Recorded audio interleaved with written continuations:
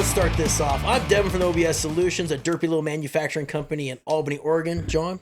I'm John with Carrick Customs, and you're listening to the Truckery Podcast. the Truckery Podcast, and today we have a special guest, JP.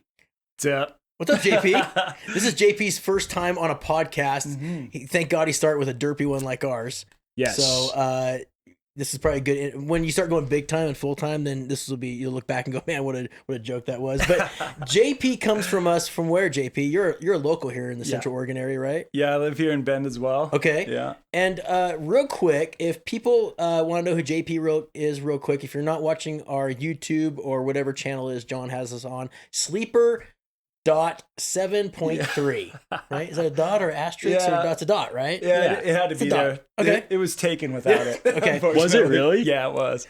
That's why there's a dot there. But Okay, so Wow. give us your background, JP, and what your relationship to John. For sure. If you don't mind. No, totally. Yeah. I guess, I don't know. I've lived here on and off for quite a while. My parents moved here in like 2017. Okay. And I was in college. I went to school for engineering.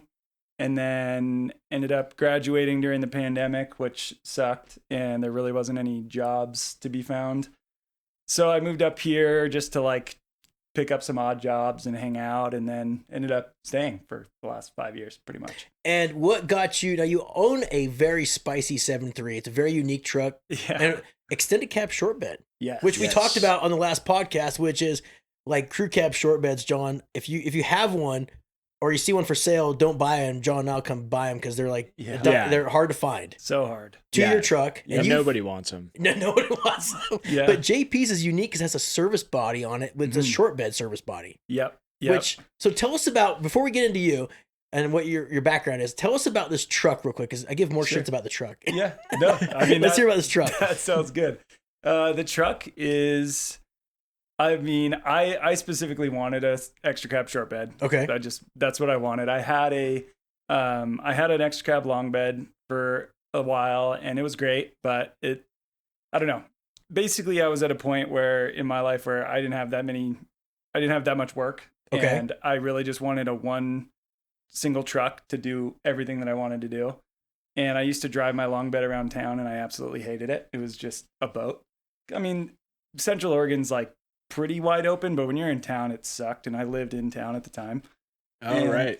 And you know, I just really, I don't know, one of my good friends back home, his name's Russell, shouts out, he has this exact truck With the service bed? no Okay, just okay. extra cab short bed, Right. Alcoa's 250 7.3 manual. His is not the gray two-tone, it's the blue, so it's blue interior. Got it. And that truck's so sweet. And I always thought they were kind of unique, but also kind of dorky. Like, Okay. it kind of just looks like an F-150 on steroids. You're right, which I kind of like though. That's Totally. kind of cool. Totally. And, you know, at the time I was like, you know what? I really just want another 7.3 because I just love them. They're just cool.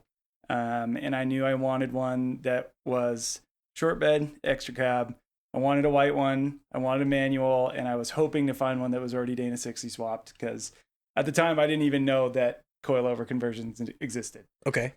So I found this one, and I still have the stock bed for it. It was just bone stock, Dana 60 swapped, stock ride height, everything like that. But it had 320,000 miles on it. Now, was this a Oregon truck or was this, okay, so it was. So it was in Scappoose over there. Yeah. And the guy I bought it from, his name's Zach. He actually was a Cal Poly alumni for engineering as well. Small world. He was older than me. He was probably 5 to 10 years older than me. I'm not totally sure actually, but basically he had it listed. And I was like looking at it, and it was one of those things where you see it. It wasn't on Marketplace, so only on Craigslist. Okay. And I saw it, and he had it listed for like 10 grand or something like that. And this is like during the height of the diesel spike, you know. And I was like, oh, that's so sick, but the miles are so gnarly, you know. And anyways, we went back and forth, and it was one of those things where I was like, no, kept circling back, like maybe that is the truck. Maybe I should buy it, you know. So I got to talking to him, and anyways, we worked it out. I got it for $7 grand. I was like, cool.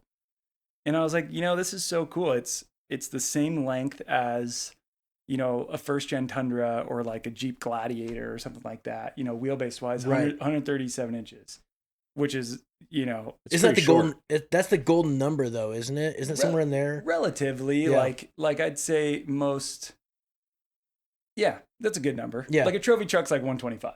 Okay. So it's longer than that. Trophy Okay. trucks are tiny though. Like when you Are actually, they really? when you see one in person, dude, like they're short. They're as wide as they are long. Really, I didn't Damn realize near. that. Yeah, it's Okay. crazy. It's crazy. Okay. I was surprised by that as well. But yeah, so it's a really sweet wheelbase. You know, I wasn't really thinking about that. I just wanted I wanted a diesel manual truck, but I didn't want it to be a boat. Basically. And $7,000, I think now that'd be way more, obviously, for a manual 7.3 truck, even with 300K. yeah, I feel like $7,000's a smoking deal. Well, even buying it like at the height of the like, you know, post-pandemic totally. sort of car prices. Yeah, totally.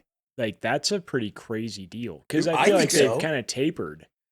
He We're in this- hooked it up, I think. I think Okay. it was the alumni thing that It got was. you, right? It was. Ah. And he had already moved on. You know, he had a sweet gig, you know, making good money. He just Uh-huh. bought a brand new Tremor F250. So he was like, hey, man, I just want to get rid of this. You probably Yeah. came in the right moment. I think so. It was up for a while, and I was like, dude, like, he was like, honestly, dude, give me $7,000, you can have it. I was Isn't like, it? Isn't It's it a cool? good deal. Yeah. Isn't it cool to hear the stories how we acquire our shit boxes? That's my favorite. Right? Yeah. Like you My say, favorite. it's pretty Yeah. cool to hear people how they like. Oh, I went to this guy and Yeah. I found out that I knew his cousin's uncle's sister, whatever. Or it's Totally. like I grew up in the same town, or it goes the opposite way where the guy was a total douche, but I Right. got him down. But it's always cool to hear the stories. I didn't mean to Yeah. interrupt you here, JP. No, but no. it's always cool to hear the stories, just like you, John, how you got your first gen Toyota, or you know all this stuff that we get here. You know, it's Yeah. like everyone has like a story on how they acquired something or got this cool truck, and it's always interesting to me. Totally. So anyway, JP, go Yeah, ahead. Sorry. I mean, I feel like that's half the coolness, and that's like every truck that I've owned, which is way too many, but every truck that I've owned that has had a cool story with how I acquired it is the ones that I like don't want to get rid of. You know? Now, is this your first OBS then? No. Oh, okay. I had a 95 that was just a basket case. Okay. But I got it for nothing, like super cheap. So it That was cool. The long bed one. Yeah, That's that a one. good looking truck. That's what's Yeah. right, because I was looking on your Instagram page, Yeah. and the canopy is from the 70s, right? That's like Yeah. era dent side, bump side canopy, Mhm. but it looks good on that truck. The color combo on that thing was insane, and Yeah, the canopy. Where'd you get the canopy at? it came on it. No Oh shit. my So gosh. so if you're watching us, obviously, but if you're not, this is like it's extended cab long bed, 3/4 ton, what, like a 6-inch lift on it, give or It was take. the 4-inch rough country. Okay, sorry, Yeah. 4-inch on 37s. 35s. Oh, 35s. I was Yeah. way off. Oh. No, And, it looks bigger than it is. It looks good, but it's Yeah. got that dent side, bump side canopy you'd Mm-hmm. find from the middle 70s era. Yeah, the inside was all wood. It was like That wood, thing is like sick. It was dope. Dude, that canopy's probably worth a ton of money right now. Yeah, I sold it to a guy who still has it for like $1,000, which is not crazy, but there was nothing in it, and it leaked, and it But wasn't yet, perfect. people are, isn't it funny? The world has, like, back in the day, like 10 years ago, you couldn't, Yeah. like, here, it's a canopy, it's old and rusty, but now Yeah.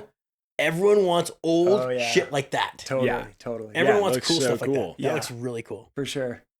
Even the tube bumper looks rad on the front. I'm sorry, was but cool. I kind of like that tube bumper on the front. I did, at the time I hated it, but No, as it looks. time's gone on, I'm like, that was pretty cool. No, Yeah. it looks good. Yeah. Yeah, it looks real good. So sorry, go ahead. No, it's all good, dude. Yeah, it was cool. I really liked that truck actually, but So you got rid of that because you didn't like a long bed. it nickel and dimed me till the end of time. And I think I acquired it and it hadn't really been like really, really well looked after. Okay. And I had to do everything to it that made me hate it, Right, essentially. right. And I was Okay. like, I don't trust this thing. I hate this thing. I want to get rid of it. And then I immediately missed it. But That happens. but then I was like, often. hey, I know what I want now, which was kind of nice. Now, how many Yeah. miles were on that truck when you sold it? 250. Okay, Yeah. so it was getting up there, Yeah, for sure. but not terrible. No, it wasn't insane. Okay, It was an auto. I just knew it was like everything. I got it for a really good deal. I traded it for a truck that I bought for like $3,000. okay. So in the world of trucks, just 2 OBSs so far. Yes. Okay. Yeah. Yep. Okay, and so then you just happen to stumble upon like the creme, like the golden ticket, so to speak, when it comes to extended cab short bed trucks. I love it. Yeah. No, I mean, the first time I saw it, it was just like, stock. I mean, it's higher than an F250 because it was Dana 60 swapped, and then they swapped the rear blocks for F350 4-inch blocks. So it was like, it sat pretty tall. Not crazy though. Like factory F350. Exactly. Right. Exactly. I was just like, I was so obsessed with it, dude. And I was trying to justify the high miles. And I was like, maybe like there's a cutoff, with these trucks where, you buy one with 100K on it and it's like cherry, it doesn't need much. Or you buy one with like 200 to 280 that is either about to need a ton of work, right, or maybe has had some of it done, or you buy one with 300,000 that's obviously had everything done if it's made it this far, because the blocks aren't going to go anywhere. No, most of the time. Unless you're John going over the pass. True. But I mean, look at Brian Castleman. There's a truck that's all stock. I mean, he's got 500,000 miles on it. Gets driven almost. Yeah. Wow. Brian Castleman, like, have you seen that truck? Which one, is it the green one? Yeah, green farm truck. Yeah, of course. Oh my! You would never think that has 500 over 500K on it. Totally. Yeah, on stock internals. That's awesome. And he's not even. Yeah, exactly. I think he's had the heads off of it a couple times. Yeah, has he? To do like valve jobs and. Yeah, I know the heads have been off mine at some point. Has it? Yeah. So, how'd you get the service body? I'm just curious. Like, how'd you go from like that to service body, or do we need to back up and talk about how you and John met? Yeah, so let's go back a little ways. So basically, oh dude, the picture of it with the little camper on the back is it. Yeah, I love that photo. That's one of my favorite. That's when I knew that day. That is it right there. That day I was like, holy shit. Like this is the setup right and here, those are welds. No, those are my Alcos. Oh, those Alcos. I'm sorry. Yeah. You're right. Ooh. Yeah. No, it came looking pretty much exactly like that. That looks good. Did it come with the camper? No, I found the camper. That truck looks really good as it sits right there. Totally. Yeah, I agree. That was like perfection in my mind. Like the simplest, like, I don't know, like even in the caption, I'm like, I didn't think that this was going to be the direction I was going, but this is 100%. This is unbeatable. I hope people are watching this because we can't do this picture justice. This is in Central Oregon, isn't it? Yeah. That's out in Sisters. Yeah, this is a typical, like, this is what I love about Oregon right here. Yeah. This is the shit right here. Mm-hmm. And the truck, like that white with, what is it, gray on the bottom? Yeah. You don't see that very often. No, I've only seen it a handful of times. That's a good looking picture and a great looking truck. Yeah. I feel like you don't see a lot of them with that two-tone where it's just the bottom stripe. Yep. We talk about it all the time. There isn't any truck manufacturers now or vehicle manufacturers that can kill it with the color combos that they had back in the 90s. True. Yeah. 100%. Yeah. You can't beat it. No, it looks good. Can't. Like even buying the new Land Cruiser. Yeah. There were like 3 color options. Yep. Well, didn't we talk about that a long time ago? Like we talked about a couple of podcasts ago. Like you pay all this money for this new trucks and cars and SUVs or whatever you want to call them. You get like 4 or 5 different options for colors. Totally. Back then, it's just way better. Endless. Yeah. And I found the original sales receipt in the glove box. That's super rad. Yeah. So that's another funny thing about the truck is that it's from Bishop, California. Okay. Is where it was originally sold. So it's a 97 California emissions, which means that it's got some other stuff and it's got 120cc split shot injectors from factory, which is kind of cool. It's way cool. It's better than 90. Yeah, for sure. Yeah.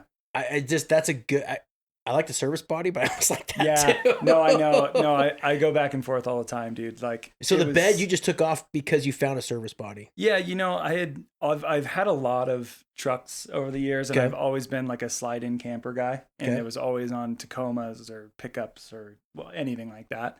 Always Toyota guy, but I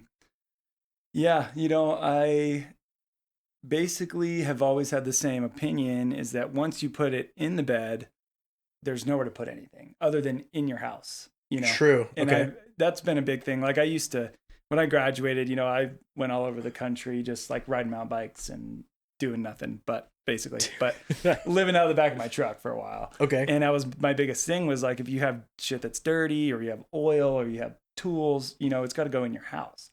And I've always thought about other ways that you could get around that, where you could have storage on the outside with a camper in the bed. Yes. Got it. Okay. And so basically 2 options are you build a flatbed and side boxes, which is tons of money. Or you find an old service body that's heavy, which sucks, but you could probably pick it up for cheaper.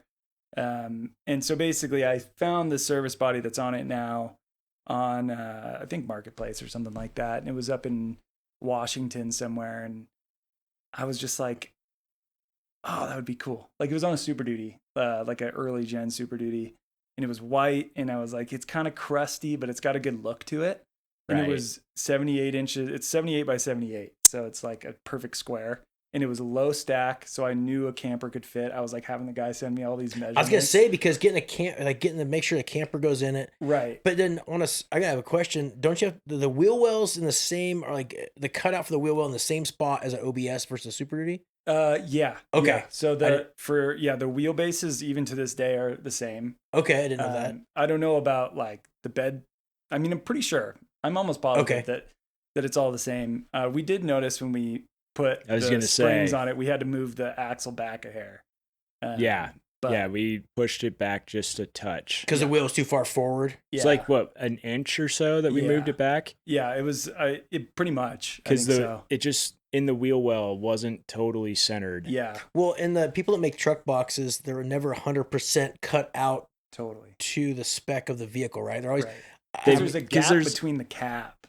And there's like a bit of universal aspect on those bodies. Because you can't make one body for every single truck. Right. And it's rare to see. That's what I'm always impressed with when I see your truck is a 6-foot service body. Normally, I feel like that's a hard thing to find. Normally, service bodies are 8-foot box. Yeah. Work trucks with service bodies want 8-footers. It's very, very hard to find. Yeah. Yeah. No, it took a lot of searching, and it was one of those things where it popped up and I was like, that's really cool. That would look sweet. I remember I was up late trying to figure out if I wanted to buy this thing, and it's just on my phone. I actually took this photo and did a janky just iPhone Photoshop job with a photo he sent me of the bed and Photoshopped it onto that photo. And I was like, oh my God, dude, that looks so sick. And so I called him. I was like, all right, dude, I'm going to come get it. And I went up there and I think I got it for like $600 or $700 or something like that. Oh, wow. Which that's not a bad deal. No. And I was like, dude, you couldn't do anything for that cheap, like flatbed wise or anything like that. Is it pretty good shape at that point? Yeah, it's okay. I mean, it's rusty and I mean, but everything's solid, in terms of it doesn't leak much. The lights worked. Like, it's not bad. It's not like cancer rusty. No. It's just got like... I heard service bodies are really, like, after a certain time, hard to get them sealed up in the compartments. Totally. I heard that. My brother was telling me that on his... That would make sense. Yeah, they flex and the doors don't shut right after a while. Totally. Even like the fire truck compartments, we had those all sealed up for a while. Yeah. And... just after a while, they just start... Yeah. For sure. They just get hammered. Oh, yeah. Totally. But yeah. Interesting. So moving forward then, so you put a service body on it. Yep. And was that because that was before the suspension work? Yes. Okay. Yep. So in between all this, I had been like, wow, this truck rides like absolute crap. Like I kind of hated driving it, to be honest. Okay. Like it was fine. That looks good. Yeah, that was honestly one of my favorite like layouts that I had. Okay. Was that setup, because that was still stock suspension and it was a little lower than it is now. It had a funny look to it. Oh, nice. Is that Power Stroke Bronco just rolled in? Oh, is that what it was? I think so. Who's that? Grant. Is it Grant? Is that Grant? Oh, nice. I need to go check his Bronco out after we're done. Dude, that's he broke kind of some on my stuff list. the other day. Uh-oh. I kind of want a Bronco now. Broncos I do are rad. too. I hate to say it. You know what? There was just thinking here with campers and stuff. I remember back in the day, I was probably 16, 17, and a Bronco, Bricknose Bronco came in, and there was a company making a pop-up camper for Broncos back in the day that you pop the shell off. Yep. I wish that we would like have something like that. They're so sick. I've seen them around. Yeah. But I don't think they're making them anymore, obviously. No. Well, it was made by 4-Wheel Camper. Was it? Yeah, or it was an offshoot of 4-Wheel Camper. Like because it was all aluminum framed. It looked just like mine, but just they were so smaller. sick. Anyway, They're moving really forward. Sorry, we cool. squirreled there No, hardcore. it's all good, dude. Like, I don't know. I could talk about this thing all day. Well, that's why we're having you on here, because your background with your OBS and what you do and what you recently did to the front axle. Yeah. We needed to let people talk or know about this. Yeah. You also work with John. And so I thought that's why we'd have you on. Like I told John, like, dude, we gotta get JP on there. Like, yeah, it makes perfect sense. It does 100%. So moving forward then, so I gotta tell one part of the story. Sure. So we get a fair amount of emails from people asking for free shit. And most of the time I'm like, fuck off, just if you can't buy it, then I can't just give everything away. Yeah. So I get this email and it's from JP's. I forget exactly what it said. I can't do it justice, but it was like, hey, I filmed for Fox and I've seen, your film work could definitely use some work. I'm like, well, that's very true. I like you said that, JP. Well, I like that. You could definitely use some work. I mean, it was like, I think what I said was rude. I can see that. I can see what you're trying to do. Yeah. How do you say that nice? You show interest in wanting to do the YouTube thing and the social thing. And I was like, I think that I could help with that. Totally. So he probably said it he probably said it better. He said it way better. No, but essentially, I mean, for someone you don't know, that's basically what I said. I get people who are like, hey, if you send me these motor mounts, I got like 300 followers and I could, market them for you. And, with my 300 followers. Like that sort of thing. And it's not that was the same way, but I looked at it and I'm like, I don't know. And then Trinity looked at it. And she's like, no, I think we need to do this. I'm like, well, all right. Yeah. I mean, if you think so, then. So then we met up and figured it all out kind of and did some horse trading. So it was horse trading for film work. Yeah. Okay. Yeah. Yeah. So like the install, like if anybody watches our YouTube channel, the install video on the front suspension, rear suspension, steering. Is all on his truck. Yeah. And you're filming it I take it. Mm-hmm. So I filmed like him and John and basically what we did was like, it was really hard for me because I've never had anyone work on my shit. Okay. Like I've always done it myself. So I felt like it was like, okay, what can I actually like do to help here? But basically what happened was, I would just come, I came every day for, I think it was 9 days. 9 days of work, but like 2 weeks, 2.5 weeks probably of like the install process. And we would set the camera up and set the lights up and get everyone mic'd up and do the walkthroughs of how to do everything. And we basically would do that for one side of the truck. And then they'd go off and, do normal business shit. And I would do the other side. And then we'd come back to the next thing. Well, that's a great idea. Rather than do the whole thing, you just do one set and just like, okay, that makes sense. I forgot about that part. That was awesome. Because then I actually got to like do it, do parts of it. I mean, I did literally 90% of it. But, I mean, you were like full. It was fun to see him like, oh, this guy's not just like a film guy. Like he can get in there and get dirty and like that's put things question. Together. How'd you get? Okay, so was your dad mechanical or anything like that? Is that how you got started? Like, hey, you said you're a Toyota guy. Yeah. Which we're big Toyota geeks here as well. Yeah. But my question is, did you start with Toyotas and then work your way from there? Your dad was mechanical, or is that how that started? Yeah. It kind of started. Yeah, my dad's always been into trucks for sure. He had old Chevys, old Fords, old Broncos, like growing up and stuff like that. And he had a early '99. He still has it. Early '99 7.3 that he's had since new, pretty much. And he actually had a '97 crew cab 7.3 when I was a baby.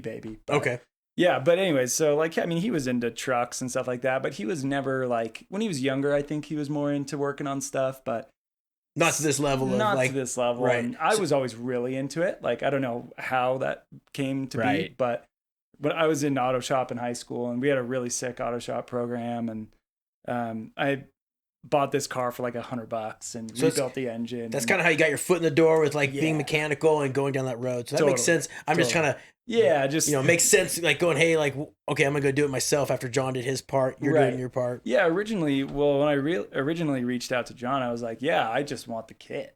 Like, I didn't know that. Okay. Like let's film some YouTube stuff and you can just give me the kit and I'll just do it. Sure. And but then, you know, I came and saw it and all the like how it works, and I was like, I don't know.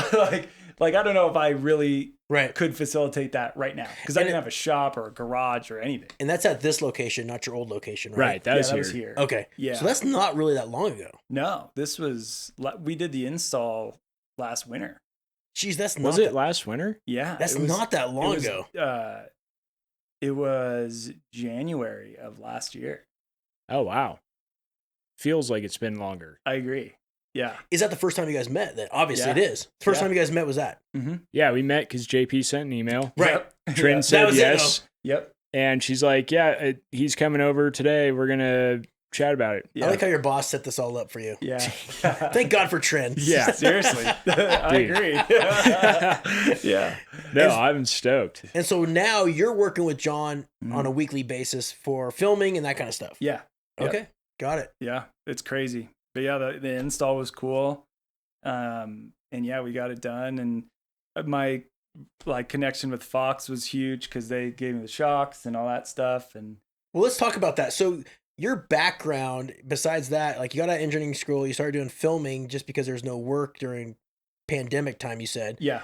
So what are you doing now for work? I still do film work full time. Okay. For different companies, but I'd say my biggest client is probably Fox, and we do pretty much everything from like educational videos for like baseline shit to filming Baja 1000 trophy trucks and all kinds of different stuff. Like, so you're always on the road. Yeah. I mean, yeah. Last year I was on the road all year. So I just met you, or I've always, you know, we've met at the truck show, this kind of stuff. Yeah. But was it last weekend or 2 weekends ago? 2 weekends 2 ago. weekends ago, yeah. You actually came over and you were telling me what your We job were up entails. snowboarding. We were up snowboarding. Yeah. And all of a sudden, like, JP, you know, yells over, like, John? Like, dude, what's going on? And it was both insane. of our first times at Willamette Pass. Yep. Right. And I was with you. Yeah, it was super was fun. so It was insane. awesome. And I'm like, dude, JP, stop by the house, dude. We gotta have a beer together. And For so it's sure. interesting to hear your story and what you do for a living, because it's pretty mind-boggling that, hey, you're out there doing all this stuff. You're always traveling. Mm-hmm. You work as besides Fox, Red Bull stuff too. Yeah, I mean, I Hit and miss. Yeah, it really depends, dude. Like, I came from the mountain bike industry, so like, yeah, all my friends are gnarly athletes and stuff like that, and so I've been filming mountain biking for a long time. And Red Bull Rampage I've done once or twice, and yeah, I mean, it's not. I don't know. It's usually just for friends, not for bigger companies like Red Bull. But yeah, I mean, they're Red Bull events, I guess. But you were at Rampage this year. I didn't go this year, but I've been the past couple of years. So you've seen that layout. You've been in that world. Obviously, you know the trophy truck world, the off-road world. Yep. So you have a bunch of background in that. Totally. So it's pretty cool to hear that side of things. You just like, you don't hear about people that do that for a living or that are around it. For sure. I'm always kind of like, that's badass that you're making a living, doing what you love to do. Totally. It's crazy, man. I never thought it would work out the way that it has. And you have an engineering background. Yeah. Yeah. Like that you've legit mechanical engineering. Yep. That you never used. No, I never used it post college. Wow. Like for a job, but I worked at Bell Helmets for a while. Did you during really? college. Yeah. I was an intern. I didn't do much. But still, you got to be around Bell Helmets. Yeah. That's pretty rad. Yeah, it was awesome. I sat right next to Cody Webb. He was What? No way. Yeah, yeah. He used to Photoshop pictures of cocks on my screen and send them to my boss. Wait, hold on, man. Okay, I got to ask about the Cody Webb thing. Yeah. So why was Cody Webb at Bell? He was going to San Jose State to try to get an engineering degree. No shit. Yeah, he's a smart guy. Really So smart. Cody Webb is a gnarly off-road rider. Yes. Hands down. He's the man. Yes. Yeah. Serious. Is related to Cooper Webb? No. But he's from Watsonville, California, which is like the town next to where I grew up. Okay. And yeah, he just, I don't know. He Cody rode Webb. for Bell already. That's Obviously. right. He was a Bell guy, Yeah. wasn't he? And then So they like offered him an intern position basically. But and he as he's showed a test. a racer, Yes. while he's racing, that's Yeah, right. yeah. I forgot about that. Yeah. Super cool in person, like He's the down to man. earth. Oh, he's the man. Yeah. He's just like all like the Santa Cruz pro mountain bikers. They all kind of grew up in this. They're all the same age. So like they knew, they all know each other, but I never met him, but he's the way you connect with a guy like that is the same way you connect with, the pro mountain bikers in the area, which is just being an idiot, And so I was like, he's this an is great. endurocross That's awesome. badass. Yeah, dude, he's like one And of the best in the world. What's that new channel they have? Something about goat. God, what was that? Oh. It was Cody Webb. There's a bunch of hardcore enduro riders doing gnarly stuff. Yeah. What was that? King of the Goat? Oh, where he like was unconscious when he finished? Yes. There's a dude. Cody Webb is the shit for off-road stuff. There's a bunch of them. He was like 100 people started and like 4 finished or something. Or like there's a whole bunch of those guys that are taking the off-road scene to the next. Like Teddy Busy. I always mess up his last name. That's another gnarly guy. But that's awesome. Interesting. Yeah, it's bizarre. Small world things. But that is cool. Super funny. So you did an internship, but that's as far as you've went with your engineering degree. Yeah. After that, I was just mountain bikes full time. Like that's all I wanted to do. I used to like coach at Woodward and stuff like that. Wait, which Woodward? Tahoe. No shit. Mm-hmm. Oh man, don't tell Shane that. I don't want you to Shane that. Yeah. Did you ever ride Rampage? No, I've never. I go out there every year for like not competed, but have you ridden like the course? I've ridden parts of it. Like I mean, there's so much scale out there. Some of it's huge, some of it's chill. Like I mean, that's a whole world out there where you can just go ride it, basically. Right.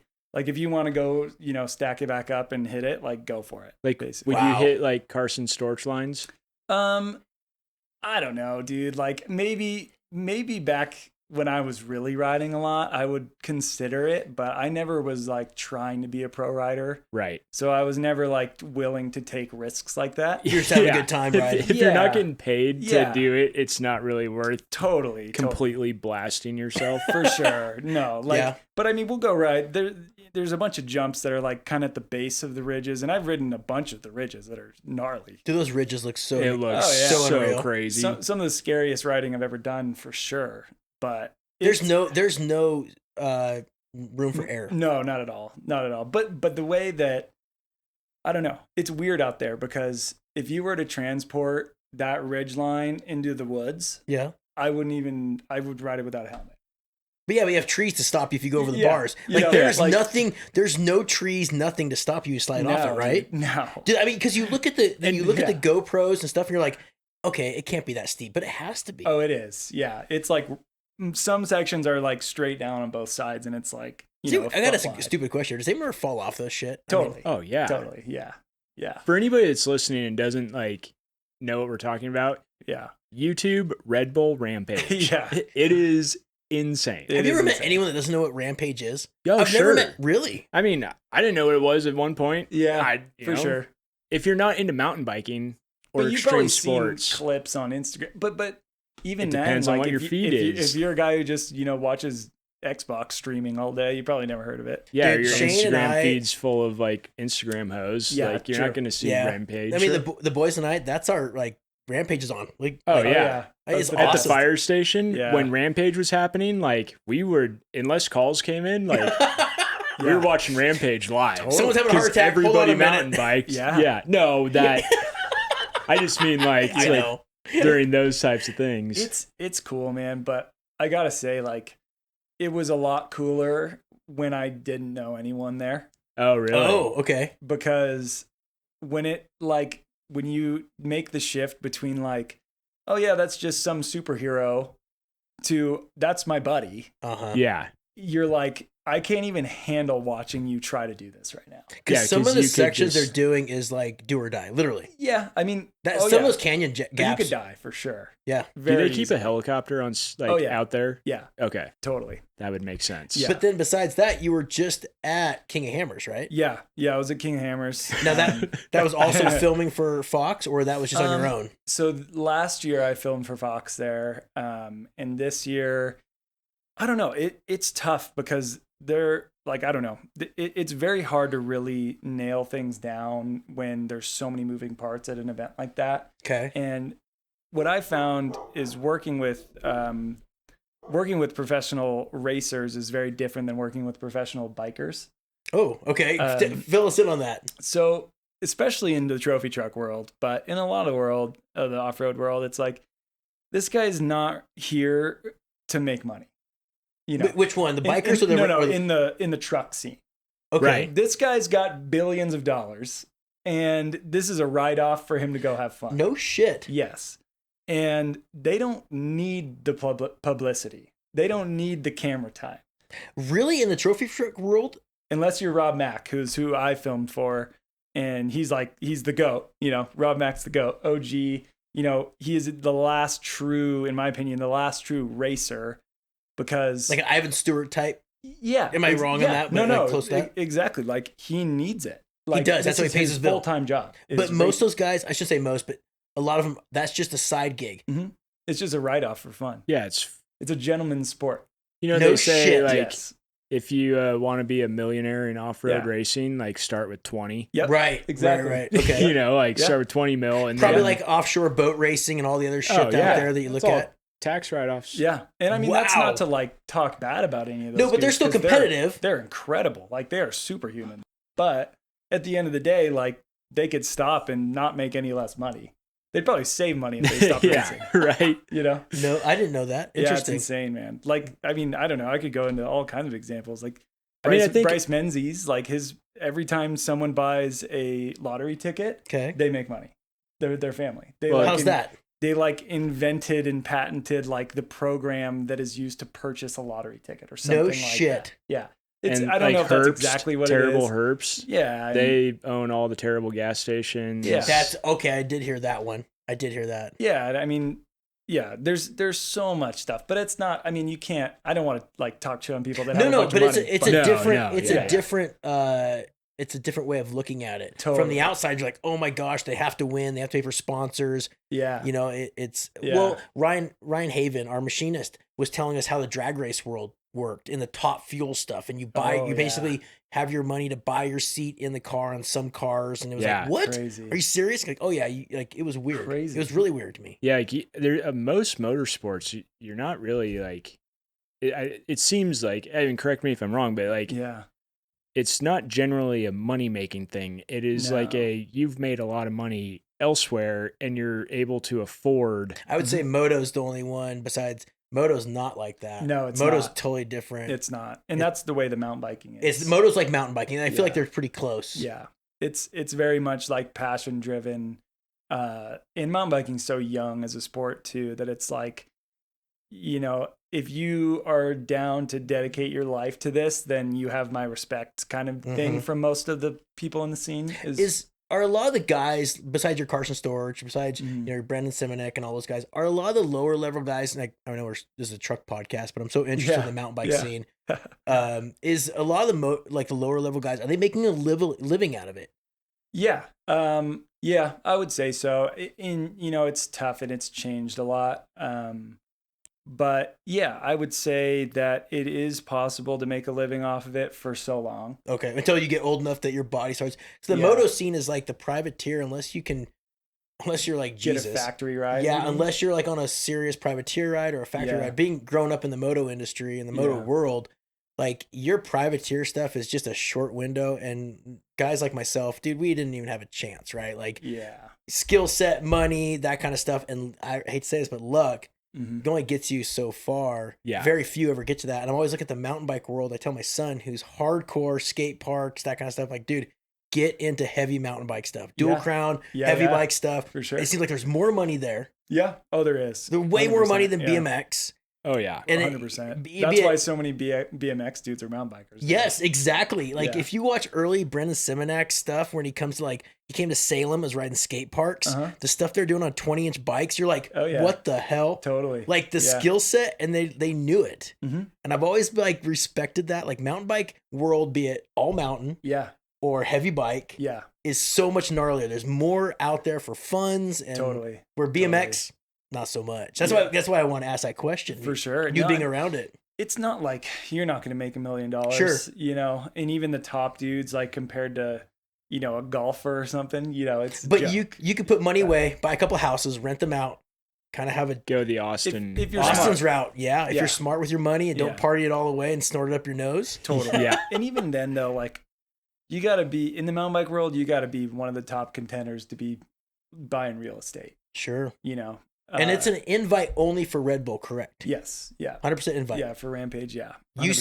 You send in your videos for what you did for the year or something like that. Yep. Yeah, I've made many Rampage submissions from my friends. Really? Yeah, just with like clips from the How year many and stuff like submissions have you made for people that have gotten them into Rampage? that.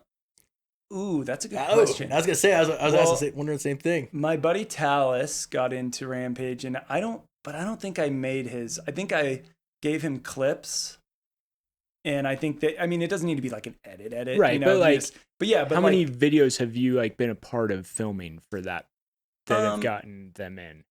I don't know. That's a good question, to be honest. I would say, I don't know. I guess I don't want to be like, yeah, I helped him get into Rampage. No, but like, no, I'm not saying that. No, my buddy Talus is the only one of our like tight crew that has been in it. And he's like of the young gun crew. Like they're all like 21, 22. You like, have to be, right? Yeah. Where your bones are still like still rubbery. A little rubbery. Yeah. You're like Gumby still. Yeah. Totally. But no, I think I have other buddies that are on the up and coming that have a potential to get in. Really? Which is cool. That's super rad. Yeah. And so once you're in, do you get invited back the next year? It depends on how you do. So if you had a shit year and got broken multiple times, you're not getting invited back. Right. So the top, depending on how many people drop, I think it's the top 8 get automatic invites back. And then the rest is either like wild cards from certain events. Don't quote me on that. They might have changed that rule. But yeah, it's all like invite based, and you submit to the committee, and it's a bunch of like ex-pro riders or still pro riders that. Oh, that's who decides. Mm-hmm. Well, that's kind of cool. Yeah, I was wondering if it was like political, and there was a whole like a little, yeah, a little bit. It's like the person's got to be. At the end of the day, they have to be semi-marketable. Yes. Right. So, yeah, there's a little bit of politics involved, not that much. It's mostly like, who do we really think is going to come out here and actually, give it their all and like, and be a good representation of the brand. Yes. Which is something that I even think about, like with our stuff. Not like, I don't want to we wouldn't send product to somebody that I don't think would be a good representative of the brand. Totally. I wouldn't hire somebody that I don't think would be a good representative of the brand. Yeah. Like even a small brand. Yeah, you have to. It's very tiny. You have to. But like, you don't want somebody out there that's going to like tarnish it. Yeah. By being a complete idiot. I mean, like 14 wides, rubber bands, and hood stack, and doing smoky burnouts on street takeovers. Yeah. Yeah, street takeover stuff. Yeah. That's like with a big Carrick Customs across the windshield. Yo, there you go, bud. It's on the Portland News. Yeah, that'd be sick. That'd be sick. That'd be a good look. Yeah, it would be awesome. Yeah, sweet. I didn't even think about that actually. That's awesome. It's so cool hearing this side of it though. But okay, we better go back to the truck shit. We gotta go back to hammers. For sure. Right. Let's talk about hammers. That's it. That's what I wanted to bring this up here. And I think we kind of gotta tell the story because we mentioned, I think in the last podcast, that we were having somebody on that also has a first gen. You've got your first gen 4Runner. Yeah. Went to Hammers. Like, you gotta tell us that story. Yeah, totally. No, Hammers was crazy. Like I said, last year I did film for Fox. This year we basically couldn't really come up with a good plan, and I was like, I just want to go for fun. Like, I just want to. Last year, I didn't get to go out into the hills or do much. You were working last year. I was working the whole time, so I was like, it was cool, and it was nice to like kind of get a lay of the land. But this year, I was like, okay, I want to go. I just got the 4Runner finished like a couple days before, like the day before. Which let me preface this part of the story. Yeah. So you took the 4Runner up to Canada. Yeah. Bent the axle housing. Yeah, the front axle housing. So you got a new housing. He brings it over to the shop. We weld on a new truss, knuckle gussets, like all the good shit for, a Toyota front axle. Yep. Hydro steer. Yep. Or hydro assist. Yeah. What else? I mean, just basically tuned up the whole front end and put a whole new housing in it. Drilled with and tapped RCVs. The box, Yeah. So we're talking 37s, 40s, or it has 39s. Okay. Yeah, which is a really good size for that truck, actually. Yeah, it looks it's so perfect. good. It's not too big, and it's like it runs really, really good. 39s. But yeah, we got everything done. Got new light bar and like stuff like just little all stuff. The Baja design stuff. Yeah, little stuff just to like bling it out. And that whole thing's been a whole super fun process, but it came bedlinered and I sanded it all off, repainted it myself. Oh, the outside was all bedliner. Yeah, dude. Okay. Proper bed liner, like Kevlar hardened. Someone bed like liner. really went to town on it. Yeah, totally. And that's after you sanded the bed liner off of it? Yeah, and then I painted it that Toyota. Oh, I didn't hear this part. Yeah. Oh, I didn't hear this part that it's been painted and stuff. Yeah. If you go back, maybe it's only on my story. I don't think I posted any photos of it. Yeah, if you go up to the story highlights and click on runner, the first photo is what it came like. If it'll go. It was like a weird two-tone, yeah, like that. And the whole tan part was bed liner. Like really hectic bed liner. Oh yeah, you can really see it. Yeah. So I sanded all of it off. It cracks me up. Am I wrong? Like, hey, this is my wheeler, and I'm gonna sand and paint this wheeler out. Yeah, I'm an idiot. Yeah, I wanted it to look cool. It looks amazing. I love it now. I mean, And it there's sits no really pictures good. of the sanding There process. is. Yeah, here there we go. Oh, that would suck ass. I was trying to sand it down to the black paint, and then I couldn't, and I went too far, basically. So it was originally black. It was black, yeah. Okay. Yeah. That's a lot of work, man. Oh, it took hundreds of hours. I can't believe you did that. That would suck. Yeah. Look at your face. Yeah, I literally like posted something, and I was like, no one hates bed liner more than I do. Yeah. I promise. Like, But I always thought like wheel and rigs bed line were like a good setup. I'm not a right. shitbox guy. You know, I am, but I'm not. Yeah, but Like I have standards. I'm like a Toyota core lord. Like I'm obsessed with old Toyotas. Okay. And like, a core lord. yeah, I don't know. That's a weird. I like That's that. a weird term. But I feel so bad for Colin editing this because he hates Toyotas and he's just like gonna cringe every time. no way, dude. I've had so many, and the coolest thing about old Toyotas, and I think one of the most important parts, is that it is an 80s vehicle or whatever gen you have. Yeah. That has aged and has miles and has a cool like vibe about it. That's why it's cool to build it into a crawler. Like you see, there's a guy in town, his name's Cole, who has a first gen pickup that's The yellow one? Oh. and it's like all patinaed out, and it's just like, it's cool because of the paint. Yeah. And that is like a huge percentage of what I think makes an old Toyota the reason. Like otherwise I just go buy a fucking Jeep, you know. Yeah. Well, Which I would Toyotas had never do, but- Toyotas had like that's for you, Kenny, by the way. The Yeah. Jeep dig. Toyotas had really unique colors. Yes. Can we agree upon that? Like, Yes. and they had different like. Remember the Toyota yellows and like the logos they had, or stuff like that was always unique. That truck was insane. So what is this first gen Toyota you have here? That was a pickup that I flipped. Oh, that thing is sick. Yeah, I found it in Lapine. And it had like either, I mean, there was only 5-digit odometers, but super low miles. Original owner, like garage kept. Really. So people that aren't watching this, you're looking at a first gen Toyota flat bedded, and it is, what year is that? 81? 81, yeah. Okay, so 81 Toyota, yeah. first gen, and it's got a serious flatbed on it, and it's the radio's original, the whole dash is original. It was cherry, dude. Is that air conditioning? No. Yes. It did. Yeah. Aftermarket air or factory air? It's factory air.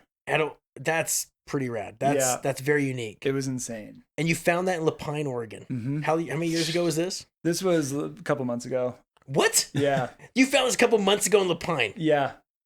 Did the person not know what they had? Nope.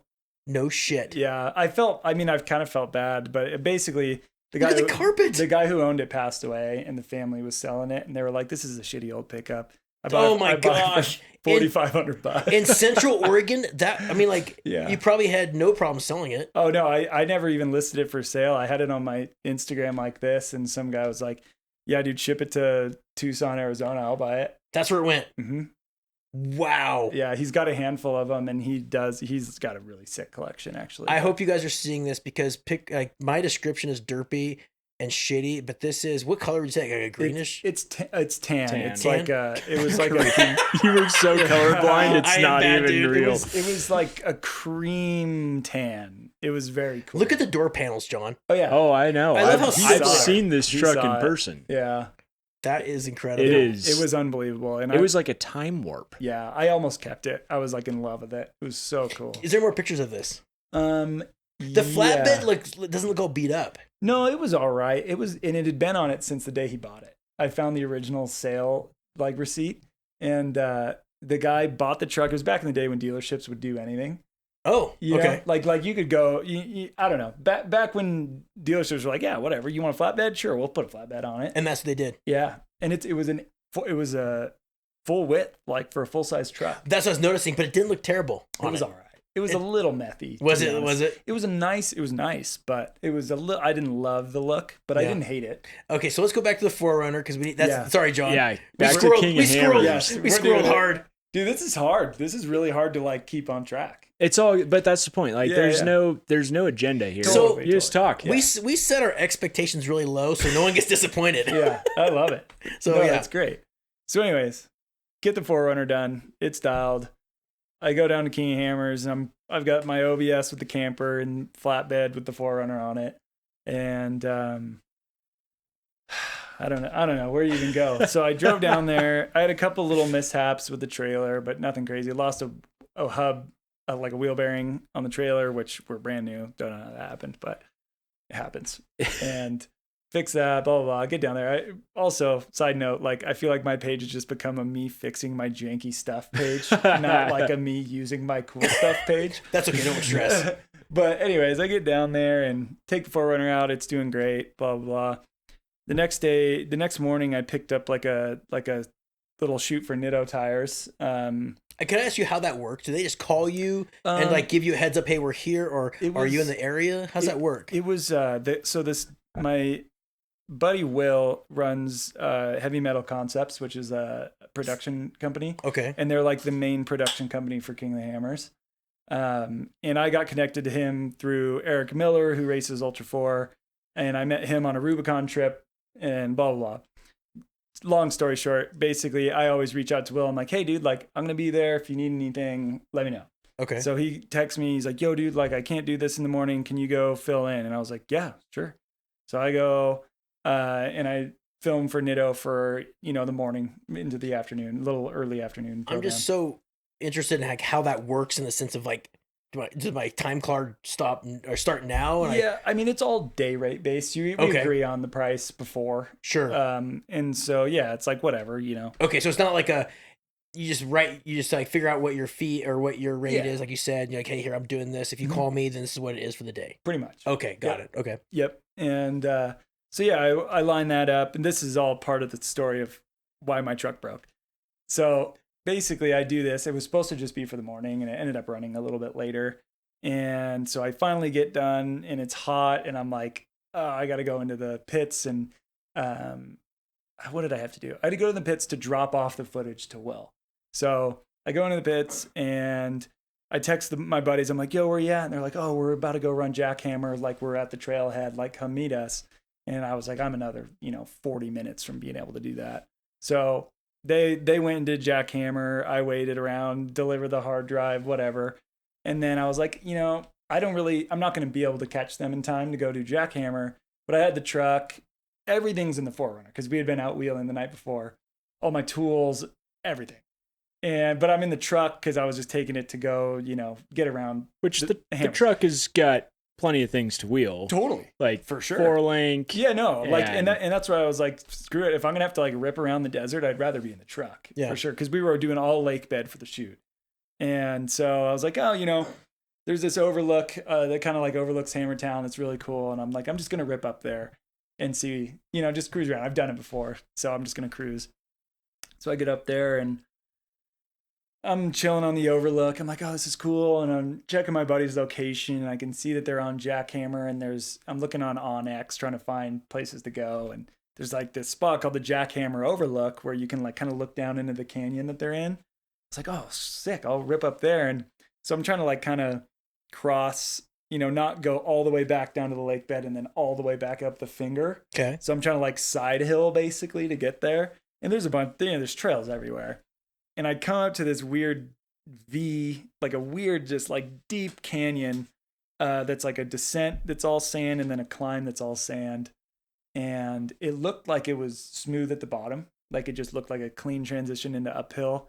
And I was going slow, but I knew I needed momentum to get up the hill. And basically about 10 feet from the bottom, I was like, okay, it's good. So I just floored it. And flattened out, and then it was just a uphill, just a jump, just a fucking wall, dude. Like Like I thought it was just going to be, uphill, Okay. but it was a wall and then it flattened out into a chiller grade for the uphill. And dude, I just skied the thing. Just Wheels in the air. Yeah. Oh yeah. In Which I've done in- before. In 4-wheel drive or 2-wheel drive? Yeah, 4-wheel drive. Oh my gosh. All 4 wheels off the ground by probably a foot or two. And With the camper on the back. No camper. Okay, No camper. you offloaded it. Yeah. Okay. I was in rip around mode. But and I came down super hard and I was like, oh, that was not nice.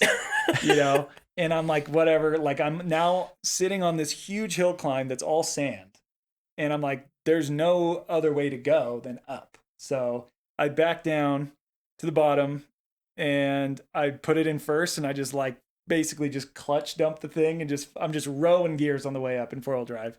And I get to the top and I crest the top and I'm like, hell yeah, we made it. I better get out and make sure I didn't snap this thing in half. Lo and behold, You snapped it in half. I snapped the Data 60 in half. Oh my gosh, JP. Yeah. And so I'm now at the very top, basically, of Johnson Valley. The top, basically. With a differential, With an axle that's in half. So you pulled the passenger side tube or you cracked it? It cracked the top off of the actual housing itself. Wow. So not completely, but it split the case and the tube was like came through it, essentially. Oh the only thing holding the thing together was the hubs. That's like it. The shafts were holding it together.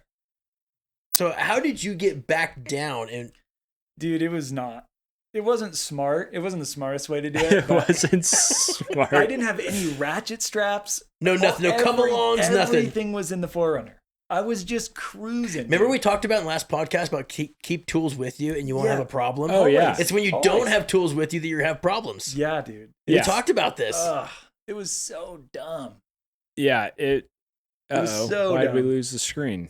I don't know. I remember getting a fix text. it. I remember getting a text from John, and it's this picture of this front differential broken. I'm like, what the hell is that? And I was like worried that John did it. Oh yeah, doing some hood rat shit up in the mountains. Yeah. Oh, there it is. Look at that. So if you're looking, the passenger side axle tube, the long one, Yeah. or if you can't see this, is like where it goes into the housing. The top part of the housing is just totally broken and cracked off. Yeah.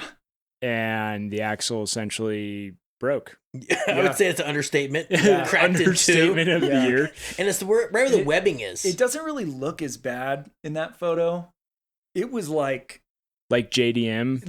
stamps. Did you have fluid coming out of it? Not yet. Not at that point. It did eventually start coming out. When you try to come down? Yeah. Okay. Yeah. And so I've heard of people pulling the tubes out. I've never heard of people cracking the tubes out. Yeah. Which I think what had happened is it was starting to work its way out. Okay. Maybe The from rosette welds that day that you were out bashing it. Yeah. With Thurin boys. Yeah. The Thurin boys are gnarly. Are they really? Yeah. And I was trying to keep up and it was keeping up. Well, it wasn't keeping up, but it was doing its freaking, it was doing really good. What's interesting to me is it's weird. You almost want to plug weld that hole. You do. Well, if JP's going to be driving it, you want to trust the entire housing. Totally. It's weird they never plug weld that hole though. Yeah. Right? No, what's that hole looking for? back? Yeah. But what's the hole? They have why a hole there. wouldn't they plug weld that? I don't know. It's just the weird rosette welds and how they're held together. It's interesting. It's silly is what it is, but I found the irony of this whole situation being that the week or two leading up to King of the Hammers, the 4Runners in the shop getting a new housing because the old housing was bent. Yeah. From a very similar situation. You might have a history of something like this, right? I think so. I think it's starting to become that way. This is a great product for you though. I mean, it's showing you how well your product, your shit didn't fail, John. No. Your steering didn't fail. No. Your brackets didn't fail. Even the what really surprised me is because having JP run our stuff has been really good. He's broken a couple things. Yeah. Which has been good for us because I think that I run it hard. Okay. And he takes it to the next level. And so it's product testing at its finest. Yeah. And one of the things that surprised me is like our suspension, the shock towers are not tied together with an engine, a crossover tube. Crossover, yeah. Mm-hmm. Not saying that they shouldn't be, but the average person that's, doing minor off-road stuff, mall crawling and just wants something that rides and drives good on the road, they don't need that. No, and it makes it a pain to work on the engine. Yeah, it does. And you have to tear up your factory fender liners and all that. And a 7.3, there's no real estate. There's for making that over. Greg and I've talked about that. There's no real estate. That's why we didn't do it. You can't. Well, and to that point, the shock towers never they're fine. Like they are fine. Even the rivets on the frame, if that's impressive, because we've seen the rivets on the frames break in that crossmember area. Some of his might have been we've had some issues. Which is, but we beefed it up. We beefed it up. We're good. You're taking it to the next level here. Yeah. Oh yeah. This is, dude. I'm like hitting whoops at 45 to 60 miles an hour. With a straight axle. In a service bay. It's dumb. Like, it's not. That's a great product. Like, it gets a great representation of your product, John. And it's becoming known now. Like, people will message about, like, well, just have JP take it out for a rip. You'll see how good it really is. I'm like, that's like been a really fun part of this is he's willing to go out and just lay it all out there. For sure. Which, very cool. Yeah. It keeps, my truck's been sitting for like 2 months now, So it's not fixed yet? No, it's not. I haven't. Well, you got to finish telling the story. Yeah. Okay. So keep going. That is the best part of the story to me. So essentially, this thing's broken. I limp it with nothing all the way down to the lake bed. I'm going, a quarter mile an hour. I unlock the hubs so that I'm not like. I'm just surprised that you were still able to go up the hill in 4-wheel drive. Oh yeah, dude. That hill climb was huge. It was sand, and my axle was snapped in half, and I drove up a mountain. Doesn't that just say how gnarly these trucks are? It's insane. Oh yeah, they're way tougher than you think they are. It's insane, and I don't even know. The internals could be completely fine, but they could not be. We don't know. We haven't taken them apart yet. But anyway, so I get down to the bottom, and I'm like, you know what? I start really thinking about it. I'm like, I'm 20 hours from home, at least. Yeah. I have a camper I got to put on the back, and I have a trailer to tow all the way home. Oh, dude, my butthole would be so puckered up at that point. And I'm like, if this tube pulls out of the housing, I'm fucked. Yeah. I'm toast. Yeah. Like, I will never get it straight enough to drive it home. And without a ton of time, without the whole rest of the week being fixing this truck. And so I stop, and I'm like, I'm just going to wait. I get the bottle jack out. I jack it up so I could really look at it. I thought you meant a bottle of Jack Daniels. Oh, no, I thought you were like having like a moment of clarity. That's to come. That's a moment of clarity to like. So I stop and I'm cranking up the axle tube, and I'm looking at the gap, and I'm like, this is fucked, dude. Like it was probably a 2.5 inch gap above the tube is where the housing was. Ooh. Like that needed to like be heated and brought down back to the tube to be welded. And so I'm sitting there, for a little while. I'm like taking photos. Like, this is insane. And this group of dudes pull up, and they're all in sweet old Toyotas. And they're like, hey man, like you good? And I was like, I mean, it's tough because I don't want to like ruin someone's rest of their day, and it like makes my problem someone else's. But I was like, he pulled up in this third gen Toyota pickup, 1 tons, insane, like built to the nines. And I was like, honestly, like, no, I'm not good. Like this is bad. And so they all get out, and I thought it was just him, and he's with a group of like 20 dudes. Oh, wow. Okay. And so they all get out and they gather around, and we're looking at it. And the guy's like, yeah, well, I'm a professional welder. And like I've worked on the pipeline. I'm a fabricator. I do fucking. Oh, if he's a pipeline guy, he's serious then. Yeah, he is serious. He's like, I have a freaking 8-foot bed full of welding equipment. I got a welder. I've got everything we need to fix this thing if you want to fix it. Wow. And I was like, yeah, I did. Yeah. Yes, please. Yes, please. And they're all. Where do I swipe my credit card? They're all wasted. By the way, they've been out wheeling all day long. I mean, they're not wasted, but they're most of them are fucking tuned up. And so, anyways, Buddy rips back and grabs that big come along right there. Yeah. And we hook it up under the axle C's and under the diff and crank this shit out of that thing. Drive it back to their campsite. That's not just a come along. That's your industrial strength. Yes. Like, That's a chain. Yes, that's come what pipe fitters and welder, like serious guys use. Okay. Yeah. I saw that and I'm like, that's not something normal people go for Harbor Freight. Yeah, no. Yeah. And so we straightened it out and drove back to camp. And for the next like 4 hours, we just fixed it. And I filmed the whole thing, and it is a hilarious video. Should we watch this real quick? Yeah. I don't know. Oh, for sure. If it'll pick up. It's hilarious. And they're stick welding it. Yeah.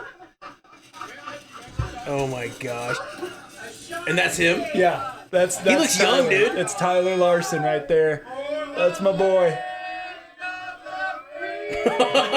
Yeah. It's so good, dude. Oh my gosh. It was the best, dude. And that's like hammers to a T right there, isn't it? That is King of Hammers in a nutshell. And he was taking with an arc going, takes a shot of whiskey. Like right there. Shot He's whiskey welding. and a cigarette while welding, not even looking, just melting shit. And he had a oh my gosh. He had an acetylene torch. We like heated the diff. He had a dog and wedge for beating the diff back down with no room to hit it from the top. And where do you find someone like that? You lucked out, bud. I lucked out, yeah. dude. And I've always said, like, and this happens to me all the time. Shit happens to me all the time, and it never ends. If you're gonna have bad luck, you gotta have good bad luck. Yeah. And that is what I've gotten very lucky with. Is there's always some miracle that comes along, and that was those. Someone's looking out for you, JP. For sure. So, for sure. So you drove it all the way home. Drove it 20 hours home. No problems. Didn't wear tires goofy. I mean, maybe a little. We got the camber as close as we could get it. Yeah. It couldn't get it perfect, so it's definitely stanced out a hair. Sure. But stance out a hair. Yeah, it stanced out. No, I mean, but like compared to what stanced it was, out a hair is fine after breaking the housing. Yes. And driving 20 hours home. It's like, well, that's like very impressive. It's very impressive. Who is this gentleman that fixed it? You said his name. Is Tyler Larson. Can we find him on Instagram? Yeah. Let's check out Mr. Larson's TSL Weld. TSL Weld. Okay. Let's see here. Yeah. There it is. Let's check out his profile. He's look at that Yoda. Private. Oh yeah. Oh, that sucks. I'll see if he'll let us follow him at some point, but dude, that's cool. He was the man, and his brother Wyatt is like so funny. They were super cool guys. And where are they out of? They live outside of Sacramento. Okay. They run the Rubicon all the time, and they're like, this summer, dude, you're coming down. You're staying with us. We're gonna do the Rubicon shit. Like, we'll go do 4 nights and everything. Like, I was like, they're just so fired up on wheeling, and they're the best. That's pretty cool. And so he's a pipeline welder in where? Just I don't know. You didn't ask that question? No, I don't think. I'm always interested, like, hey, where do you work-wise? That kind of stuff's always interesting to me. I think it's pretty cool. Totally. Yeah, I don't think he does pipeline shit anymore. I think that's what he used to do. He is like starting like his own fabrication business, like or just welding in general business. He like slapped some stickers on the 4Runner. Nice. Find him, So real quick here, we're looking at your Instagram page. What's the square body Chev about? Oh, that's my buddy Zeb's Suburban that he set up with some off-road design stuff and some Kings. And look at that. All 4 off the ground right there. Oh yeah. Zeb works for Thurin. Yeah. Oh, he does. Yeah. Local guy then. Yep. Okay. That thing moves. And it's got a 12 valve in it. No shit. He last year at Hammers did the same thing JP did. Yep. Built a new axle. Yeah. I think he had a 44 before, right? It might have been. And then I think it was a 60. Well, he I don't know. put another 60 in. Yeah. And still didn't truss it. Yeah. Drove it down to Hammers and drove it like this the whole time. Yeah. Without a truss. That was the spiciest he did, for sure. And then drove it home. Yeah. And now it's back down at Johnson Valley with a truss now for DTX. Like Dodge Trucks Extreme is happening right now. Yep. Or when this is recorded on the 21st. Yeah. Look at the front end of that thing. It's badass. Look at the sheet metal just flexing. Yeah. It's like a 70s front clip I want to say. Oh, Look at the guy. Yeah, dude, his filming, buddy. Yeah. holding on to the outside. Yeah. Dude, it's he finished that thing literally the day before he left for Hammers. like Drove the it- whole front suspension. everything. Yeah. Yeah. Like wow. What's the rear? What's the rear? It's- Just leaves? it Just was Devers? it was stock in this. Bone No. stock. Shut Yes. the fuck up. Seriously? Yes. And he's doing that with this bone stock setup? Yeah. And now it has like the full Thurin LT4s and like all It's got the same dials. rear leafs that your truck has. but the 4-inch ones. oh, he went the bigger ones. Yeah. Look at the front bumper. It looks legit. That right there. Yeah. That Dude, looks good. he just painted everything now and it's all dialed. For anybody that's just listening, look up Zeb, ZEB _ Huang. Huang. Huang, HUANG. Wow, that thing is He's sick. He's the ultimate, I would say, like automotive enthusiast guy. Yes. Like yes. Drift cars, Sylvias, like he's everything. He loves, it. Yeah. He loves Look at all the of front it. end on that thing, dude. It's insane. Yeah, he went Wow. nuts out on That this thing- like fully plated frame and The small bump compliance on that truck is unbelievable. Blows my Wow. mind. And it's a 12 valve, Yeah. not a gasser. Yeah. no, yeah. Built 12 valve. Dude, all the weight in the front end and it does that. Yep. That's pretty Does cool. he have? Oh yeah, he showed. There was something. No, not that. He showed a picture. He just did the rear suspension, Yeah. Yeah. It and looked really good. it looks really good. But yeah, I mean, it's the same Same setup. thing that we run. Yeah. And he showed hooked up to his 2-car hauler and Yeah. it squats hard. So squatted. Yeah. That's pretty cool, though. And he's a Yeah. drift guy. Yeah. He's, I think he's so. an everything, He's an everything guy. guy. Like old Mark 1s, old Yeah. CR 500. I think Now it's a 125. 120. Oh yeah, yeah. That's like a You're right. 95. That's a good year. That's a good year of bike. I Did would a like square one of body those. Chev stuff. I mean, Oh yeah, I think his daily's a square body. Yeah. CTSV. wow. He's the man, dude. Corvette. He's such a G. Yeah. Have you seen Tom just finished his truck? Oh yeah. Have you seen that? Tom. Dude, Tom Patnett. I don't know how you say his last name, Patnett or something like that. He works for Thurin as well. But The he Thurin guys know how to get it done. Just, yeah, Uh-huh. they do. They Well, do. they're around that environment. Yeah, it's all they do. Yeah. He just finished his truck. This too. truck here. This Dodge. This is Don's. That's Don Thurin's like new truck. okay. And this is Tom's that he just finished. And Oh, it's- a second gen. We just had this discussion. Like, yeah, if I was gonna buy a Dodge, second gen shit is awesome. it's It awesome. really I love is. second gen It's Dodges. awesome. There's That- two. Yeah, both Casey's of those is second sick. gens Casey's is are insane. very rowdy. Dude, Yes. check out the wheel. Okay, so go if you look. I love how he did the wheels, like or the spare tire sunken into the bed. Yeah, Yeah. it's all Great idea. It's like back half, like Right. all tube. But like- it looks like the factory bed hasn't been like Yeah. scabbed together. totally. Very legit. Check out the hoop design. Yeah, he's a fabricator. He's out of his mind. Yeah, That's a hoop very design unique is style on the super shock cool. towers. He's insane, dude. And he pulled that engine out of a totaled Hellcat or whatever it came out of. I don't remember. Wow, But yeah, someone's thinking right there on the hoop designs. You don't see that. no, his engine cross member is insane. Like 6.1 Hemi. nice. And this guy's a local Bend guy as well. Yeah, Yeah, he's a welder for Thurin. That's all he does. yeah. Yeah.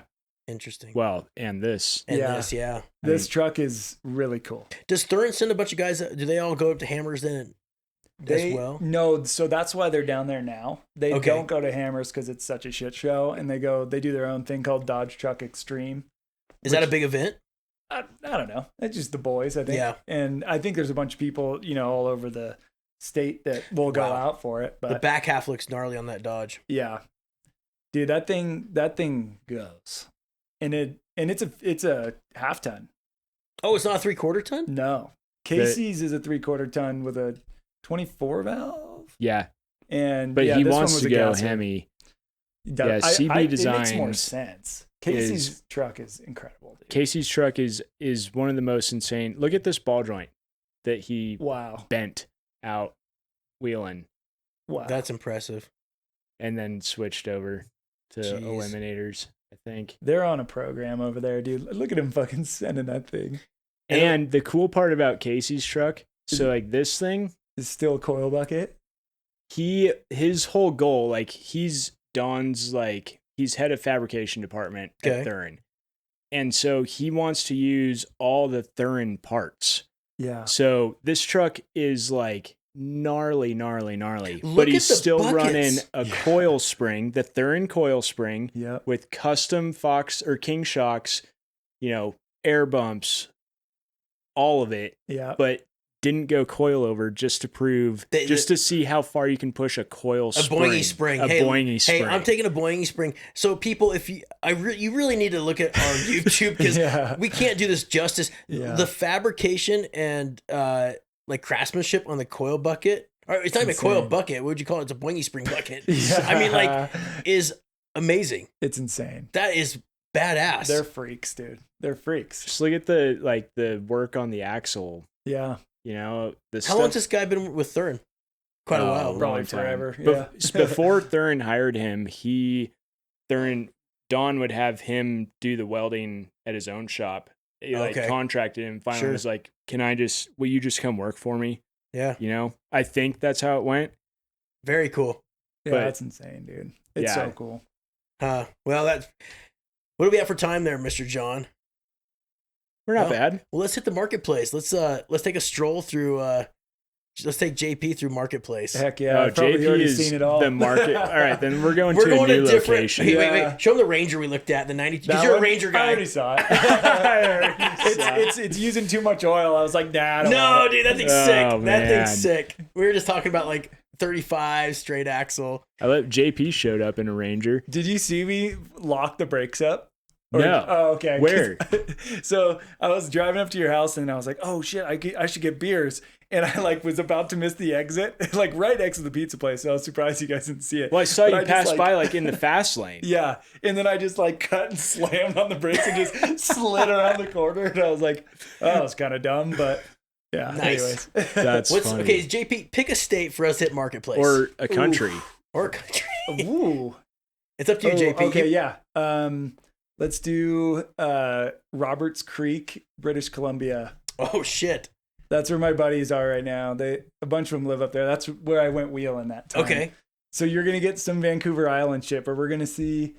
Are we talking rust? Some rust buckets, and we gotta search crawler. Okay. Just search crawler. I like this. There's gonna be some insane stuff in here. Oh, what's the 87 Toyota pickup that doesn't look like an 87 Toyota pickup? Dude, look at that thing. $5,500. That's Canadian. That's like $10 here. It's like $10. Yeah. Let's just see real quick. The exchange rate? Yeah, dude, it's probably, I'm gonna guess it's 64%. Oh, really? That? Maybe 60%. 69. Oh, okay. geez. So this, what is it? 5,500? Yeah. Other way. Derp. 3,800. Not Okay. bad. Oh my gosh. That's an atrocity. Look at that thing. It's an abortion on wheels. Yeah, it is. Okay, let's read. Somebody read the description. All right. Hey, looking to trade for a boat? Ideally. Of course. I mean, makes sense, right? Yeah. Chevy 350 small block, 465 MP 205 twin stick. Nice. Before I go any Front further, dig though, is sick. but before I go any further, I'm gonna give you what it is. It's a 1987 Toyota pickup. What are we talking here? $5,500 is what he's wanting for it. Cash, obviously. Back to the description. Twin stick, front dig, and That's too low. Front Toyota axles, pretty built. I like pretty built. Yeah. 6 shooters, ARP studs, top and bottom, chromo shafts, 7/16 hub studs, blah blah blah. That's Drive nice. flanges, manual hubs. I can do either. Wait. Oh, That's manual pretty hubs. I can do maxed. either. Okay.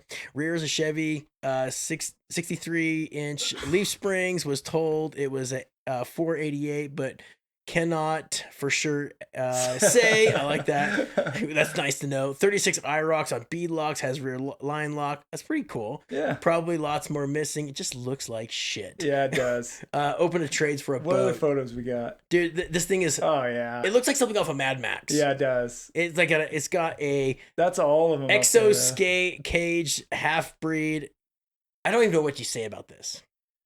The tires are bald. front tube work is what's really getting me. Yeah, because the actual the cage isn't bad. The cab cage, It's I fun. don't think looks terrible, but you get up to the front end and you're like, Do you think what people just lose happened? it? Like, you think they get to a point they're like, "Fuck, I get this thing done for some event or some Yeah. thing Yeah. I got to do with my buddies." Probably. 100%. Okay, find something. We got to find something better here. Maybe look up. Oh, here we go. There's a lot of buggies on Van Island. I want to see this. Yes, Yo. the samurai. Is that a samurai or a sidekick? Like Okay. a tracker. Oh, it's or a something. tracker. Nice. So this is in Fraser Valley, British Columbia, 1990 Chevrolet Tracker, 7,000 Canadian. So that's $20 American. Description reads, tracker runs great. I'm moving it, so I have to sell. Inline 6 auto, 4.5 inch Zuki Nation suspension lift, power steering, added a bigger Tran cooler. Plow, just installed a new cutting edge. Also have a sled trailer and ball hitch for ice fishing gear. This is like a total Canadian. different place. Yeah, it is. It's different world. It is. Camoplast tracks. That Look thing at that looks thing. sick. So the first picture here is basically what, a samurai? Yeah, it's a Trackers. tracker. Trackers are A different. tracker? Yeah. Okay, yeah, tracker I can't on tracks. Were trackers? Were they unibody? I can't remember. I'm having a brain fart I here. don't think Or were they so. frame? I think they're frame. Okay. Do you know? I can't remember. I want to say they are a unibody, but I could be wrong. I think they're unibody. I think they are too. Yeah, I think they are. God, I can't remember. Tracker. I had a Samurai for a while. Those are so sick. It had a tracker motor, the 1.6 fuel Yeah. injected. That was a freaking sweet rig. Body Oh, it on is frame. Body on frame. Yeah. Wow. Okay. All right. That is so fucking cool. Okay, so go back. That thing is sick looking. Does it come with the tracks? Yeah.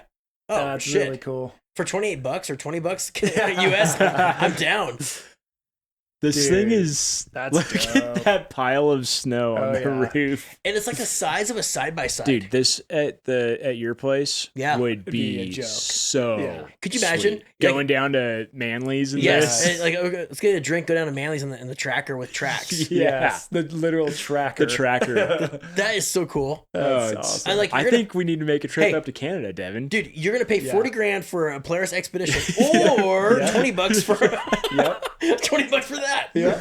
Oh my gosh. That thing's badass. This and oh a snowplow. this is like It's a write off. I think you have to go up and buy I think tell Lisa that we're going to Canada with a gooseneck. We're buying a dude. tracker. That Dude. thing is so insane. So Oh, it has Polaris 1000 tracks. no. Yeah, they're What? How? right. because the bolt pattern must be the same. Camoplast tracks. Yeah, no, it is. That's funny. Yeah. Well, So the bigger, you might have to run adapters, but those are 5 lug. yeah. Well, so the new Polarises, the bigger they? ones are 5 lug. Yeah, 5 on 5.5. I think my new Polaris is 5 lug. Yeah. Yeah, it is. Yeah, it it is is. 5 lug. No Yeah, shit. So it is the same. yeah. That's Wow. so cool, John. Well, Dude, fuck, Tracker we should just- Solutions. Well, you should just buy some tracks. I know. I That's- We Trust should just me. buy a tracker and buy tracks for it. dude, I kind of want to just go up and get this. I mean, it's what, $7,000? Importing it would suck. Oh, really? Yeah.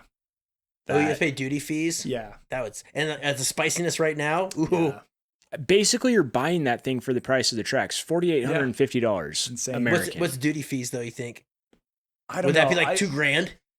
It could be. Yeah. I've tried to import stuff before. I was really into like diesel, like Delicas and Hiaces. Oh God, back in the day. Delicas, really? They're cool. This was during college, dude. I had to be a little, Yeah. I don't mind. I like those. I things. like them too. I think they're super cool. But I'm really glad I didn't go down that road. But I also, at the same time, back then you could get a sick one for like $8,000. I was hoping you'd say like a Skyline for Japan or No. something. I was like, oh, dude, sweet. And No. it was like, oh. This is when I was a bum. You Yeah. know? Like I was like, I need something I could live in and I want it to be decent. Why is you know? everyone that does like a Delica is their like go-to? It Well, seems to be like a thing. Yeah, why is that? I don't know. Because the real reason is because sprinters are so much money Sure. and sportsmobile Econolines are so much money. And there's no headroom in them. Yes. Yeah, but they're sick. Like a They are Econoline, sick. lifted, 37, straight axled, gas or diesel is Totally. sick. Yeah. But most of the, rock climbing hippies don't Yeah. want to do that. They just want a little diesel van that is easy to drive. Sure. But then I was like, imagine you need a freaking radiator hose. Oh, impossible. Yeah, exactly. I You remember gotta having wait a one of those month. come in the shop, dude. It was a nightmare. A Delica? Yeah, we had one come in the shop, and Justin and Yeah. I were like, what the fuck? I feel like Justin would have liked them.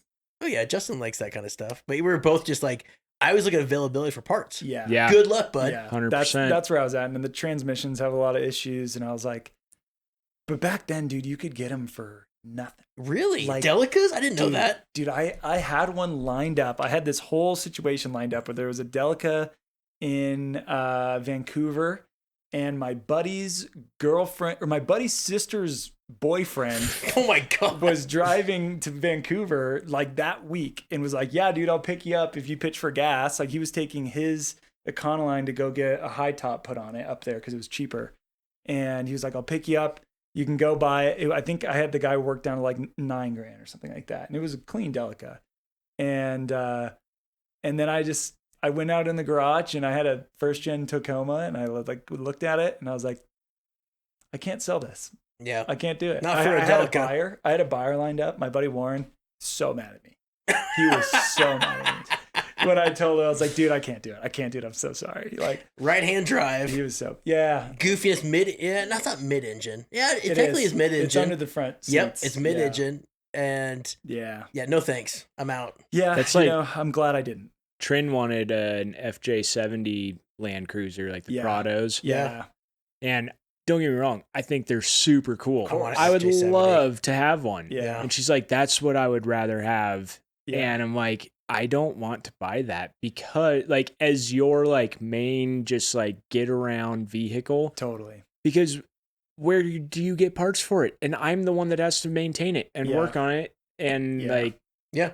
it's that you got to think like, are any of these things actually available here? Now, Totally. FG, like an FJ80? Oh Yeah. yeah, All day long. anything Yeah. that's Yeah. made that was like, Made here. or not made here, but brought here. Yeah. Maybe yeah. you should talk to her about a Bronco. Aeronose Bronco.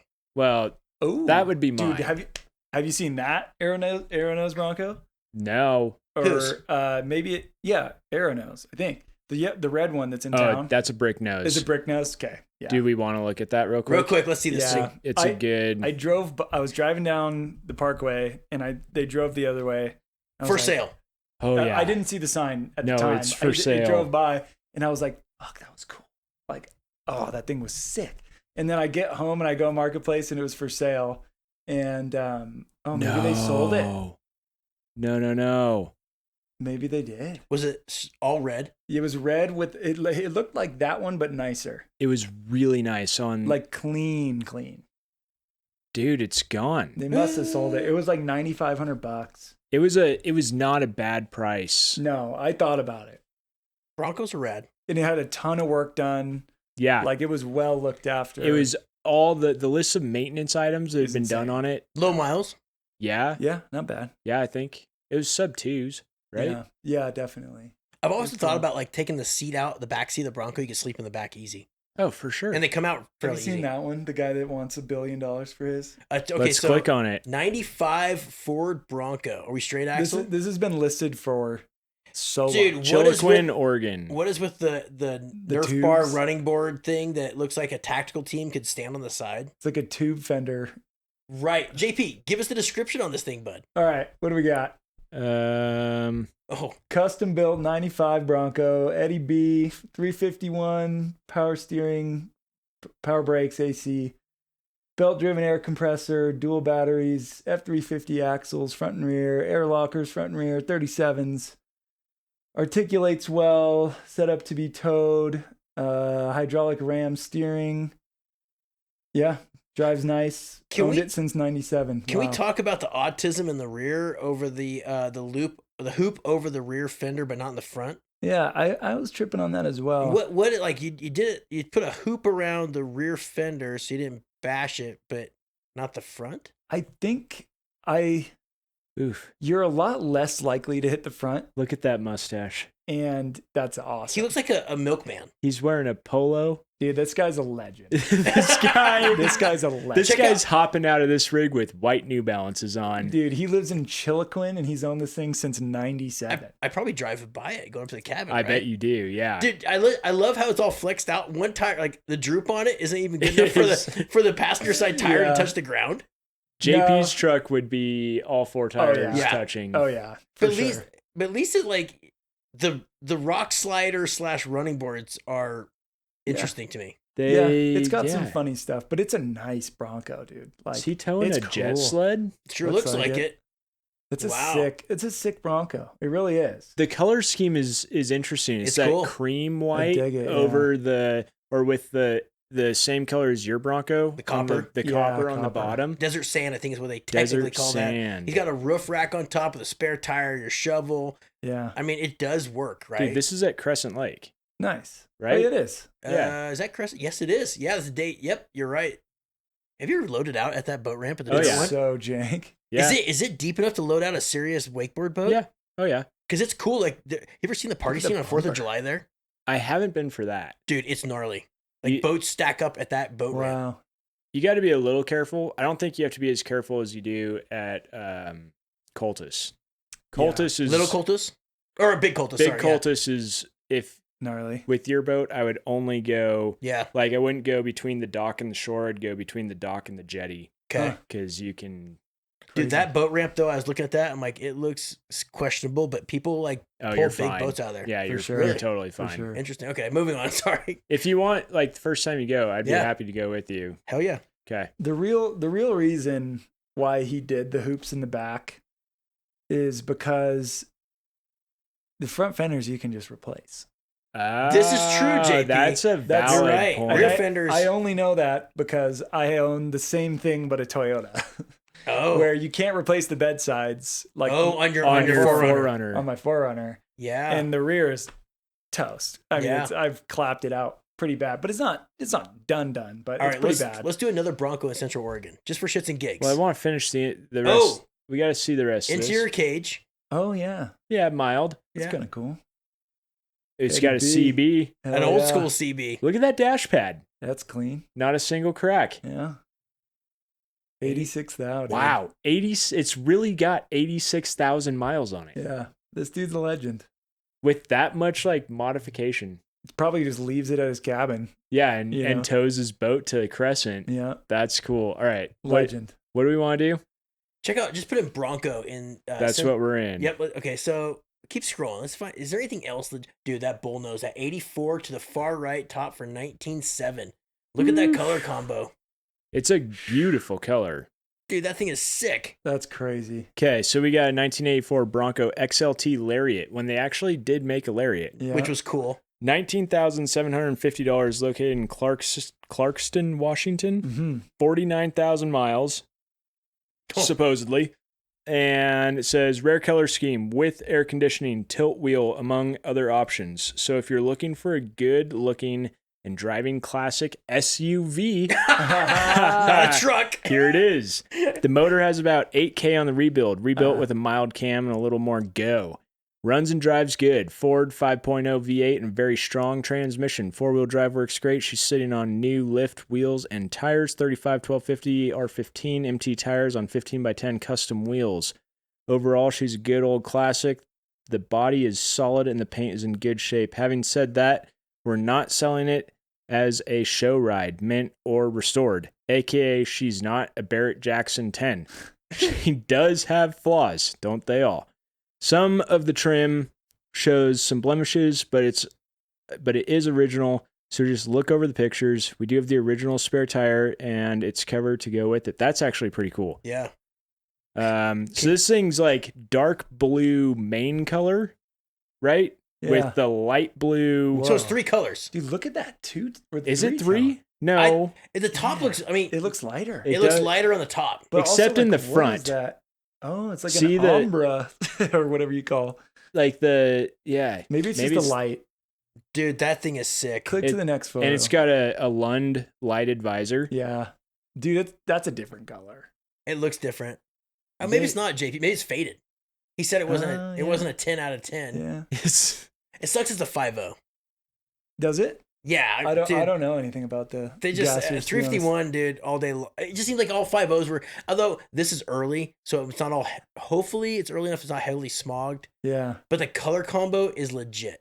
I'm still blown away by where the two-tone or like, you know, the Right. top color is so bizarre. And it has all the trim, so it has all the metal trim around it. Like, yeah, like that's one hard thing. to find. That's one thing Aeronos don't have is all that cool trim. Yeah, dude, like- that's because my favorite gen. This They're the sickest. the Yeah, the bullnose is basically just a spruced up dent side. Yeah, it's that. I always say it's always that transition from all metal trucks to more plastic trucks. yep, It's the go between, right? yep. Look for at sure. just gander. Ooh, this Gander. building. Sick. This Did you see building's nice. Did you see the background of this? Have you That's been looking at what the I was background? saying. He's Yeah. got an old Corvette. stuff. He's got dent side, bump sides. He's got Yeah. him taking them. That looks like it could be a factory fuel injection, 55, Right. 56 vet.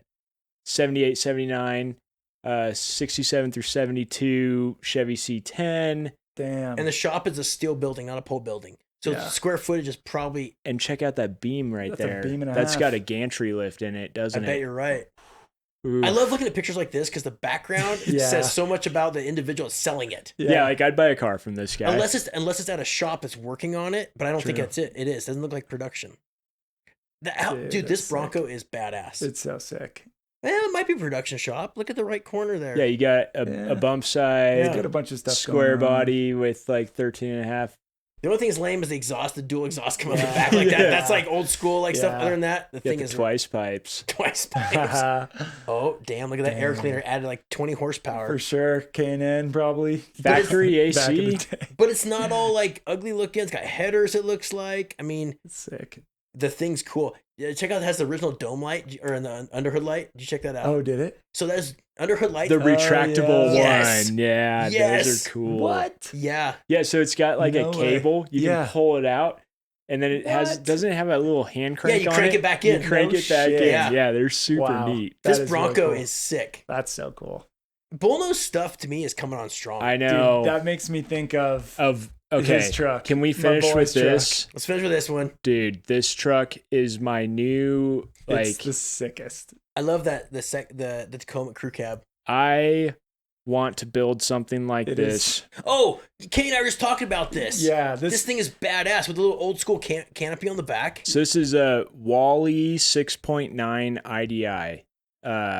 Sweep Studios also on Instagram. He's a fabricator and filmer, and he's sick. Dude. Super cool guy. So this truck is like light brown with a dark brown stripe and a canopy. And if you've been on Instagram in the last like 3 weeks, it's You've seen it. and you follow truck stuff, it's probably been in your feed. What's cool is the tire wheel is Yeah, like dude. legit steely Yeah. with hubcaps Yeah. and like that OG. Is that a bias ply tire? Yeah, it is. They are. He's running bias plies. yeah. Yeah. Look at this thing coming through the whoops. I and mean, this is before he tuned it. Like he's not like a shock tuner guy. He's like a fabricator guy. Right. But, dude, it goes. it is so sweet. And all of like Whose suspension is it? His own? it's a combination of his own and Solo's front end. Yeah. It is so Um, cool. He does a bunch of he builds like he does a lot of like tube work and sheet metal work. Well, look I at mean, the you can crossover. see like everything he's done is all custom. Look at the crossover Check- for the Check out mounts. the air intake. Yeah. Did you see that? Is that in this post? think it yes, is. it is. So that's the air filter setup going into the turbo on his 6.9. He's got a Borg Warner turbo. The motor has all ARPs, not stainless. Yeah, I think stainless hardware or nickel plated. Yeah. And then for the intake box, he wraps a tube around and 3D printed this for the blinker. That's where it sucks the air in. Yeah. Like all of these cool, Like small details you'd never notice. He's really good at that kind of stuff. yeah. Like, and it's funny because we had just built my truck, which like, I mean, not many people, I mean, not that mine doesn't even fucking hold a flame to this. This is like insane. It's pretty Yeah. cool. But it like, mine was like one of the, I don't know, like of recent times, like a very stock looking truck. Yeah. Like stock, you know, with 4 hubcaps. tube bypasses in the Exactly. back. So like it was like meant to look just like an old truck, but perform Functional. well. Yeah. And he was like just starting this build right when we finished my truck. And so we talked a ton. He was like, oh, what'd you do for this? What'd you do for that? And then he starts going, and then I'm just, every time I see him post, I'm just comment, fuck you, dude. Yeah. Like, you piece of shit. Like, Did you notice how the he's air the intake best. to the turbo, he had to cut it? If you go back to he sliced it so it fit next to the next pipe. Yeah. That was interesting. Well, and just look at Right there. when you see the detail work on Yep. the dipstick tube holder. Nothing is like overlooked. Everything is purpose built. Like this little bracket that's dimple dyed just to hold the air cleaner in. Which is cool. Yeah. The little details. What is this cooler for? I don't know. Is that the intercooler? No, it has another intercooler in the front. Is it double intercooler? That's got to be a trans cooler or... It's a huge tube though. But that tube passes it. Yeah, you're right, JP. It goes by it. Yeah. Like, see all the ARP hardware from the entire... On a 6.9. Yeah. IDI. Yeah, there's his intercooler. But it's... The thing is that I've learned from...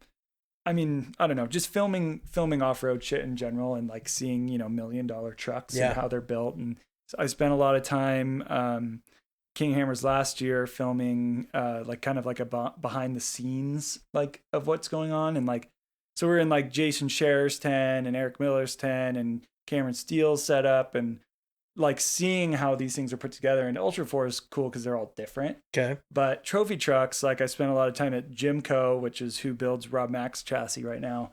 And like packaging and just like the little stuff is insane. Like the amount of detail that goes into like just mounting one thing on the truck. Like, where does this go? And they build this whole intricate design around it basically. And he works at a shop like that. So that's everything. Like I look at that and I'm like, that was built by someone who built race cars. That knows what they're doing. Yeah. Well, look at the front end. He showed the front end there, and he was gussing it right there. Yeah. See that? He's got like templates all there, and he's all wow. It's all 4130 dialed chromo.